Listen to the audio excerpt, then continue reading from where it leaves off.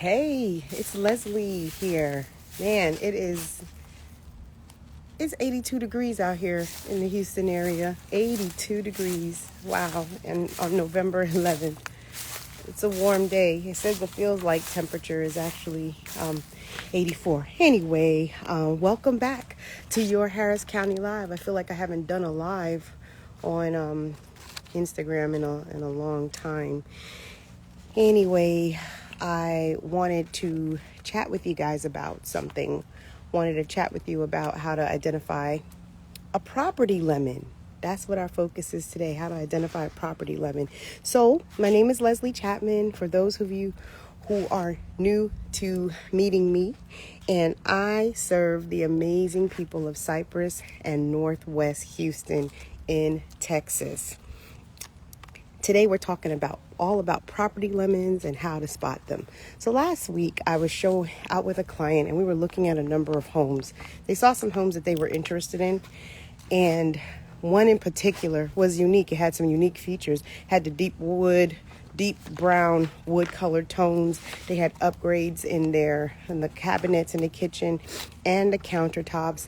Even the detailed work around the fireplaces where it was nice, and it was good craftsmanship. But we noticed something in the living room. The living room had on the ceiling it had two wood panels, and the wood panels were on the ceiling. And even though that was they were balanced out, and it looked okay, it caused us to look further. And when we went up closer to look at the details on those wood panels, we saw that there was water stains on one of them. And so it caused us to think, okay, could this perhaps be a cover-up? Were they trying to cover up a leak or an issue with water coming down maybe from the roof, so a challenge with the roof, or perhaps even another issue such as plumbing? And so, needless to say, my client actually took a pass on that property after we, uncovered, what we saw, the wood panels and the issues there. It is a little warm out here, so I might be glistening a little bit, but I wanted to come outside to do this video. Anyway, so when you see houses, sometimes you see them and you think, oh, it's cute, it's charming, and it's at a great price.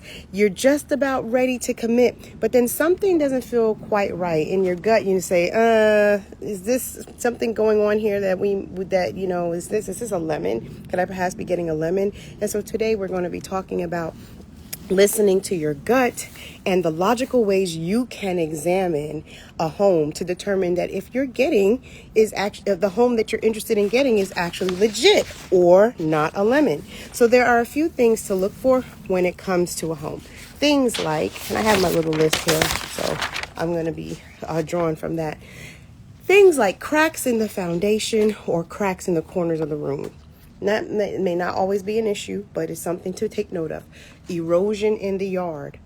Bad smells. Do you smell anything that smells like garbage or sewage when you're walking in a home? Rotting or rusting anywhere. Standing water where there shouldn't be. And mold or water damage on ceilings. Water damage like what that caused my client to say, we're going to take a pass and move on to the other homes. These big items are definitely deal breakers, but there are also some smaller items to be aware of when trying to determine if the house is a safe bet or a money pit in the making. And we do want to avoid money pits. And especially in this day and time, who has money to be throwing away? Like, none of us do. None of us do. Even if times were different outside of COVID, no one really has money just to be throwing away, right? And so let's take a deeper look at this. A good inspector can help you pinpoint these issues. So let's talk about issue number one, electrical work. Electrical is a big deal, especially in older homes. Flickering lights or switches that don't work are a red flag. There might be more work to be done. I know I have a property, one of my rentals, where we did have a challenge with electrical, and we had to get a larger circuit breaker, change out the breaker box. It was an older home. This particular home was built in 1950.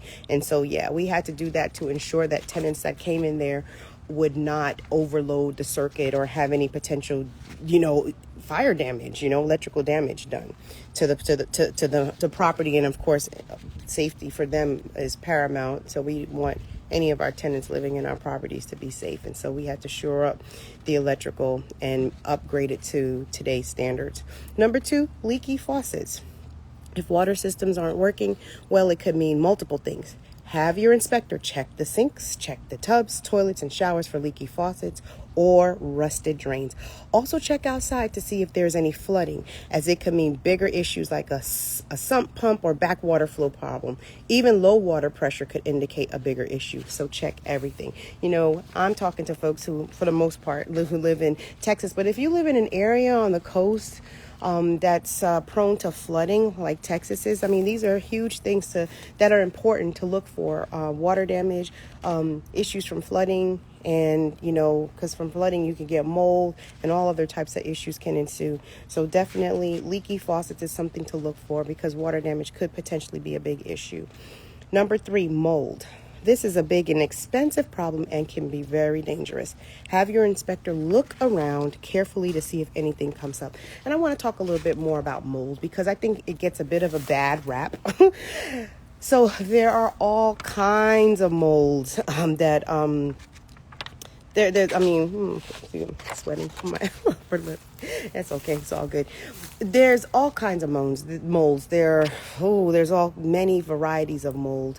So not all molds are dangerous. Hey, I left a cup with one of my water bottle container had water left in it, and mold grew on it after a few days when over the weekend when I hadn't changed it out. Okay, so that type of mold is not expensive. It's not good to consume, of course, but you wash it out with the soap and water and clean. A lot of mold can be treated that way, but there are some molds that cannot be. And I think I'm going to do a video on the molds that are really expensive, that could damage, cause harm to the respiratory system and things like that. Because when people hear mold, they're like, oh, automatically it's a deal breaker. But there are different types of mold. But the mold that we're referring to here is the mold that can cause extensive damage, that can be very expensive. The ones that have to be remediated, have a remediation, a high level remediation protocol to make sure the mold mold problem has been resolved. And so yes, mold is an issue, so that's something to consider. As a realtor, I will come alongside and work alongside you and a trusted inspector to spot these potential hazards by knowing what to look for and what should be expected sooner than later. I actually encourage my buyers to attend inspections themselves so they can speak directly with the inspector before making any decisions to move forward in the purchase. See, that's the time when, if there's something that's flagged during the inspection process, that's your opportunity to back out. So that's why I do encourage my buyers to get that option period so they can back out free and clear and get your earnest money back. So the way I work, I'm there for my clients every step of the way. I want to make sure that they are happy with the homes that they purchase. I don't take it lightly. It's a big purchase and it's a big commitment. And making a purchase like that requires someone who is concerned and who cares. It's not a quick fix thing. Like I tell my clients, this is a journey, and I'm in it for the long haul with them. So at this point, you may be convinced that you may need some guidance around the topic of avoiding a property lemon, but you may also be thinking that you have no idea where to start. If you're thinking about making a move, I can help you through the process. Just send me a message or text me, 713-517-0271. I'll repeat that, 713-517-0271. No pressure, no sales tactics, just the help and guidance that you need. And finally, if you are a resident of Cypress or Northwest Houston, I want to let you know that you can learn more real estate tips from my blog at yourharriscounty.com. And even if you're outside of that area, you can visit my blog at yourharriscounty.com and see more about different videos on lifestyles, different areas of lifestyle, shopping, outdoor events, things of that nature. So if you have any questions, I'll stick around for a little bit to answer them. If you put questions in the chat, I will also go look at that after the video.